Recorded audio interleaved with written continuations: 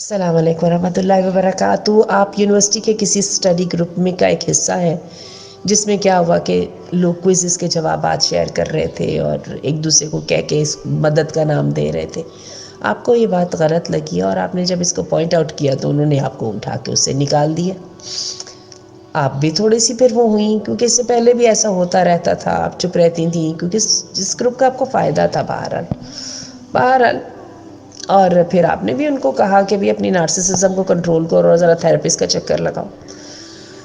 تو آپ پوچھنا یہ چاہتی ہیں کہ کیا اپنے مفادات کی خاطر اس گروپ میں رکے رہنا درست تھا؟ اور یہ بھی بات ہے کہ یا پھر چیٹنگ سے کھلے عام منع کرنا درست تھا؟ آئیے بات کو سمجھنے کی کوشش کرتے ہیں۔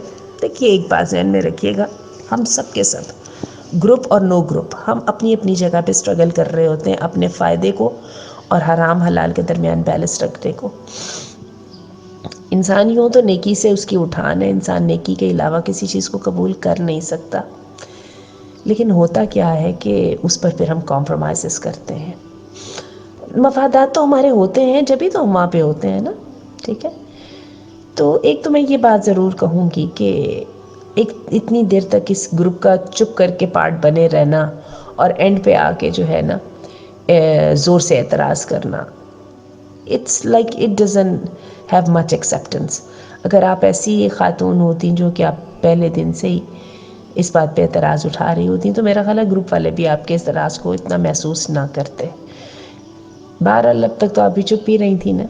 بہرحال اب یہ ہے، دوسری بات یہ ہے کہ میں نے دیکھا منع کرنے کا بھی ایک طریقہ ہوتا ہے۔ ایک ہوتا ہے کہ انسان تل کے منع کرنے پہ آ جائے، پھر تو واقعی گروپ چھوڑنا پڑتا ہے۔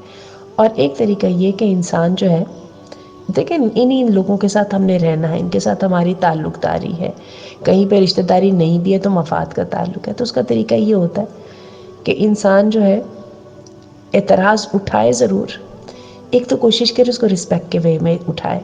میں ہمیشہ کہا کرتی ہوں کہ جہاں پہ آپ اعتراض نہ کر سکیں وہاں پہ سوال اٹھا دیا کریں۔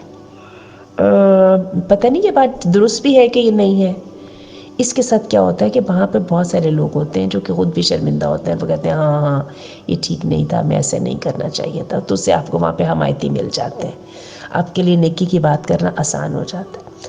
دوسری بات یہ ہوتی ہے سم ٹائمز جب ایک آپ اس پہ کامنٹ ضرور کریں اور کامنٹ کرنے کے بعد انسسٹ نہیں کریں، ٹھیک ہے؟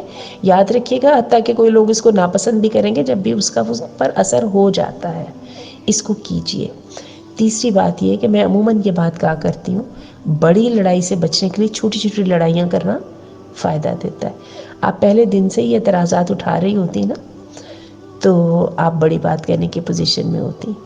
اینی وے بس اب یہ ہے کہ آپ نے صحیح کیا، اس چیٹنگ سے جو آپ نے منع کیا، کوئی حرج نہیں ہے۔ ایسے کسی اور گروپ کا حصہ بن جائیے اور جن باتوں کی طرف میں نے توجہ دلائی ہے اس کا ذرا خیال کیجیے گا۔